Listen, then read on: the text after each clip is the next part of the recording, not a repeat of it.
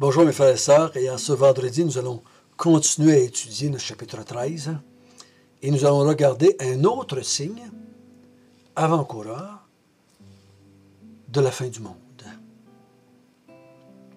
De cette prophétie que Jésus a faite, il n'y a rien ici-bas qui va rester pierre sur pierre, qui ne sera pas détruit.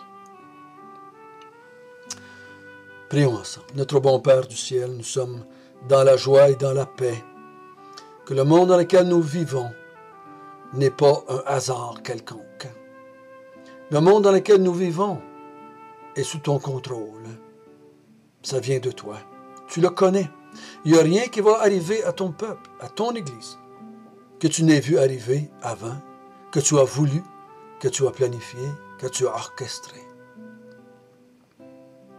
Ô Seigneur notre Dieu, nous te demandons encore ce matin qu'on comprenne bien un autre de ces signes qui va nous amener à comprendre qu'est-ce qui va précéder la fin de ce monde. Qu'est-ce que les disciples devaient s'attendre à ce qui arrive avant la destruction de Jérusalem en 70 aussi. Parce que de leur vivant, ils ont vécu tout cela. Comme nous, de notre vivant, on vit cela aussi. Donc garde-nous en toi. Amen. On a vu jusqu'à date qu'on est encore mercredi. Parce qu'il va dire au chapitre 14, la Pâque va avoir lieu dans 2 jours. Donc on est mercredi et ça va avoir lieu jeudi, vendredi. Donc on est au milieu de la semaine. Et Jésus sait qu'il va mourir le vendredi. Et a enseigné ses disciples tout au long, puis il va les enseigner encore, et il va leur montrer qu'est-ce qui s'en vient. Et il a décidé de faire cela à partir d'une observation qu'un des disciples a faite par rapport aux grandes constructions de la ville de Jérusalem. Et Jésus leur a fait la prophétie, tout ce que tu vois ici, il ne restera pas pierre sur pierre, tout va être démoli. On sait que certains disciples sont morts avant que ça soit démoli. Donc, ils ne l'ont pas vu de leur propre Dieu. Mais ils l'ont cru par la foi. Jésus l'a dit, ça va arriver. Et on a vu ensemble qu'il dit, un des signes qui va être précurseur, c'est qu'il y en a qui vont venir en mon nom, disant qu'ils sont moi, et ils vont essayer de vous séduire loin de la vérité que je vous ai enseignée. Donc, soyez sur vos gardes. Ensuite, il va venir des guerres, des bruits de guerre, des tremblements de terre, des famines. Il va y avoir des douleurs dans ce monde. Et pensez pas qu'à cause de moi, à cause de ce que j'ai enseigné, à cause que j'ai mis en place, les douleurs vont arrêter dans ce monde, ni dans votre vie, et ni dans le monde. Et on sait très bien que les chrétiens passent par les mêmes difficultés que les autres. Les chrétiens souffrent, les chrétiens sont malades, les chrétiens font des accidents, les chrétiens perdent leurs enfants dans la mort, dans la misère, dans la souffrance. Des chrétiens ont des nouvelles emplois, mais des chrétiens ont des pertes des emplois, ils font des accidents terribles, ils deviennent infirmes et malades.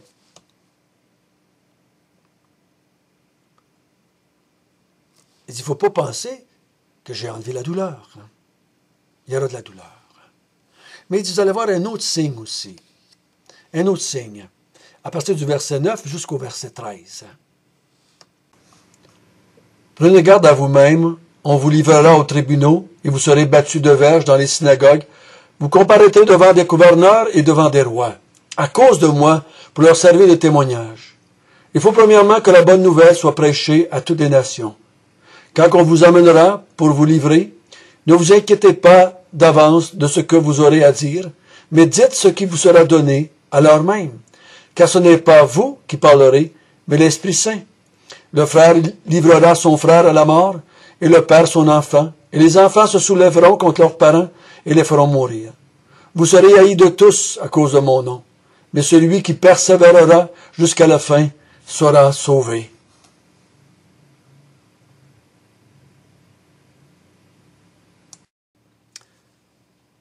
Ça ne s'améliore pas, n'est-ce pas?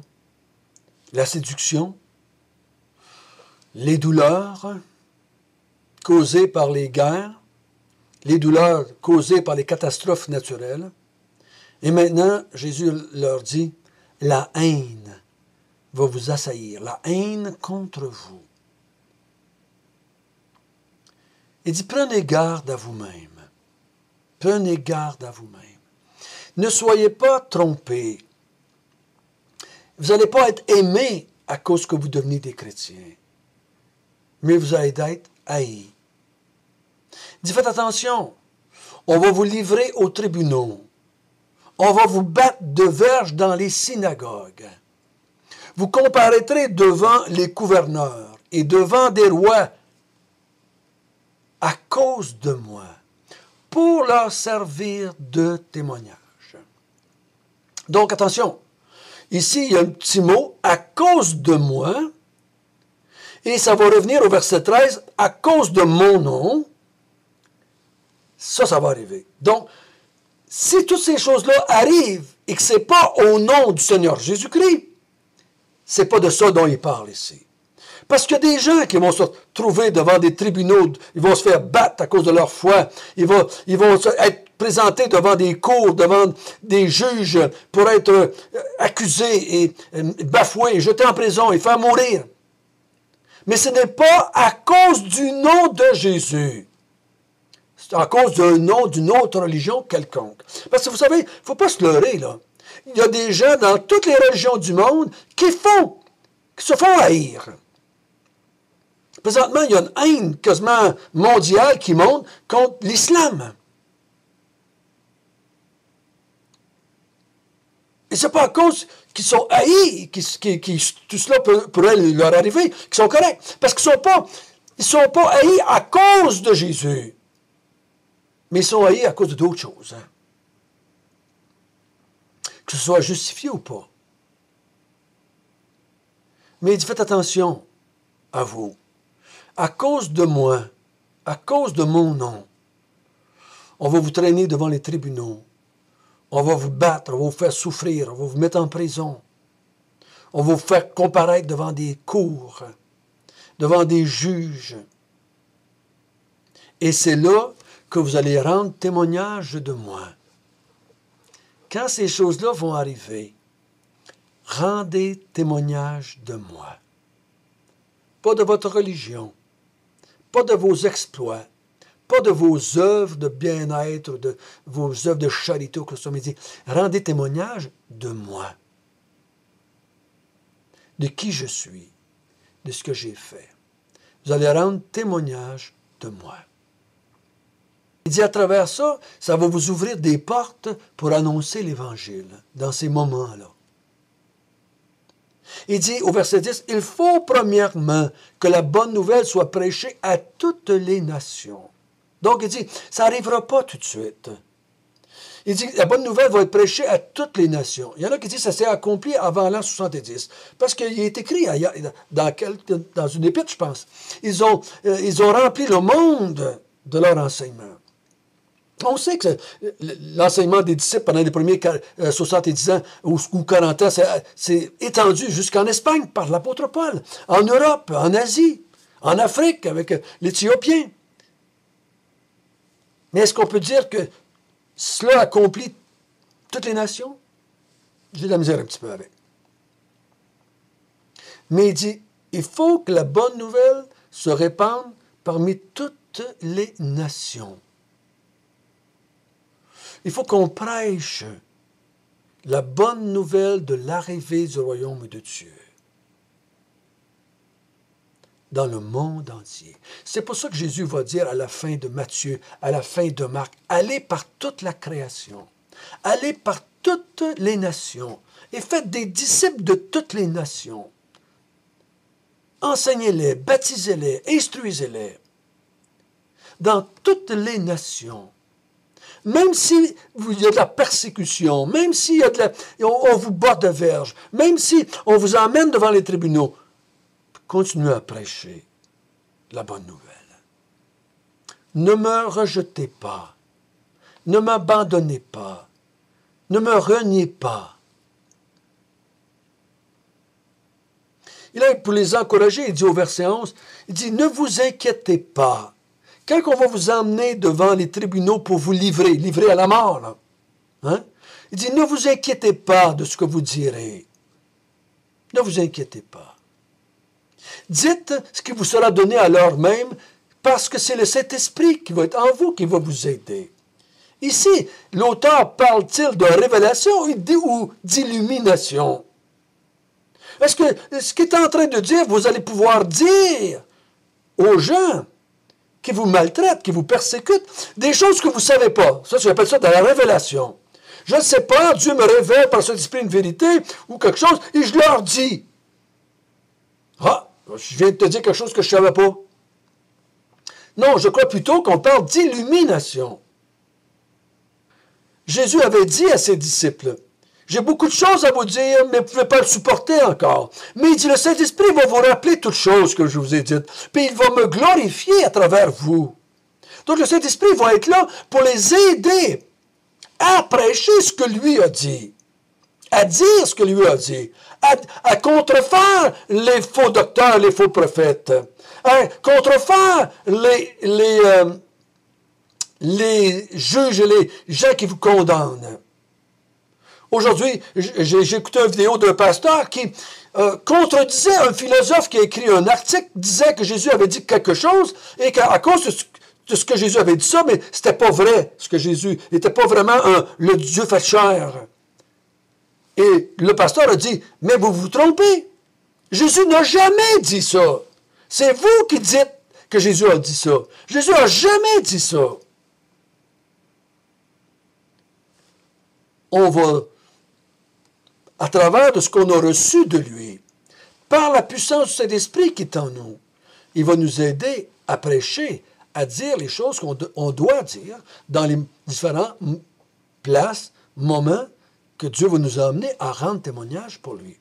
Donc, c'est l'œuvre du Saint-Esprit. C'est pour ça que l'apôtre, mais Jésus a dit à ses disciples, ne partez pas de Jérusalem avant d'avoir reçu une puissance qui vient d'en haut, le Saint-Esprit, qui va vous donner la puissance de comprendre ce que je vous ai dit, de mettre en ordre ce que je vous ai dit, de faire le constat bien comme il faut, et là, le prêcher aux gens, l'enseigner aux gens, reprendre les gens quand c'est nécessaire. Donc, ne vous inquiétez pas, comment vous allez répondre aux grands de ce monde. Mais, il dit, il va y avoir de la haine. Puis, il passe du public, les synagogues, les tribunaux, les gouverneurs, les rois, et là, il descend ça dans la famille. Ça fait encore plus mal, c'est encore plus dur. Il dit, le frère livrera son frère à la mort.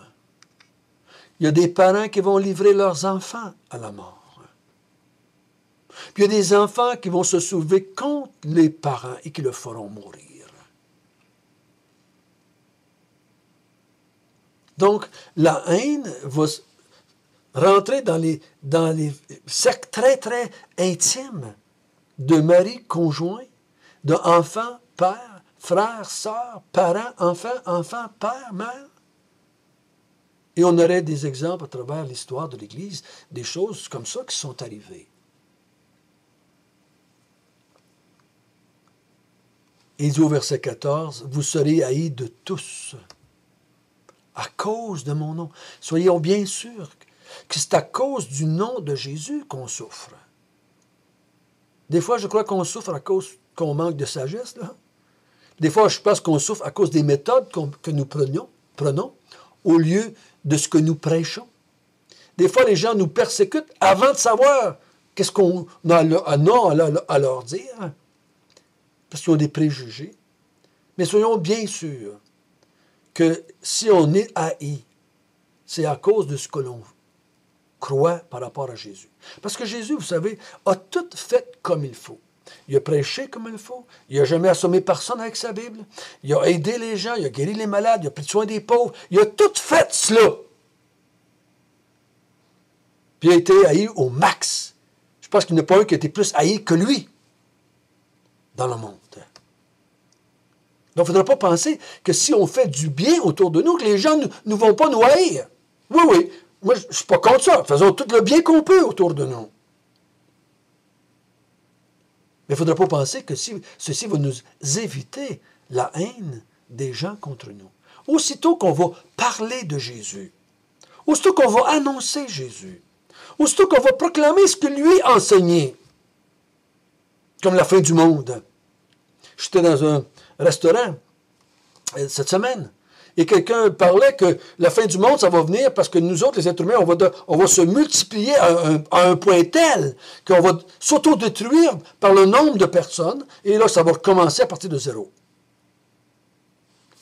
J'ai dit non. J'ai dit non, je ne suis pas capable de croire ça. Je ne suis pas capable de croire ça. J'ai dit Jésus, je disais cette semaine, j'ai dit Jésus disait que c'est pas demain que ça va venir, la fin du monde. C'est pas demain que ça va venir, la fin du monde. Mais remarquez bien ici, il dit pendant que le royaume de Dieu se met en place, il va y avoir des séducteurs pour empêcher les gens d'entrer dans le royaume de Dieu. Il va y avoir des douleurs par toutes sortes de choses qui vont arriver dans le monde. Puis il va y avoir une haine globale, mondiale, nationale, par toute la terre, toutes les nations vont nous haïr à cause du nom de Jésus. Mais Jésus, qu'est-ce qu'il nous dit de faire dans ce temps-là? Au verset 13, « Persévérez jusqu'à la fin, et vous serez sauvés. » Si vous m'abandonnez, si vous me rejetez, si vous me repoussez, si vous me reniez, ou si que vous vous laissez séduire, ou vous vous découragez à cause des douleurs, ou parce que vous ne voulez pas être haï, vous mettez des breaks, je peux dire de même, vous diluez l'Évangile, vous amenez un Évangile bonbon pour ne pas être haï. Votre persévérance ne servira à rien. Mais il dit, persévérez en mon nom, dans ce qui je suis et ce que j'ai enseigné, et vous serez sauvés. Il dit ailleurs, si tu me renies, je te renierai. Il n'y a pas de passe-droit là-dessus. Il n'y a pas de passe-droit. Ça n'a pas d'importance pour moi depuis combien de temps tu es chrétien ou que je suis chrétien. Si à un moment donné ou un autre, je renie le Christ et son enseignement, pour éviter les douleurs, pour éviter les guerres, pour éviter la haine, je renie le Maître et que je ne persévère pas jusqu'à la fin, je ne pourrai pas être sauvé. Ce n'est pas la persévérance qui me sauve, si je peux dire ça comme ça. Mais c'est la persévérance en son nom qui me sauve. En son nom qui me sauve. Persévérance dans son enseignement, dans son sacrifice, dans sa seconde venue, dans sa résurrection. Je persévère en lui et en son enseignement, en ce qu'il a dit. Même au prix de ma vie. Notre bon Père du ciel, persévérer jusqu'à la fin. C'est notre désir. C'est notre désir. Oh Seigneur, quand on pense, quand on s'imagine des fois des jours difficiles qui pourraient venir, on a quasiment peur. Qu'est-ce qu'on va faire? Mais je crois que dans ta grâce, tu donnes la force à tes enfants de persévérer jusqu'à la fin. Par ton esprit, tu nous aides à parler, mais dans ton esprit, tu nous aides à persévérer aussi dans la vérité. En ton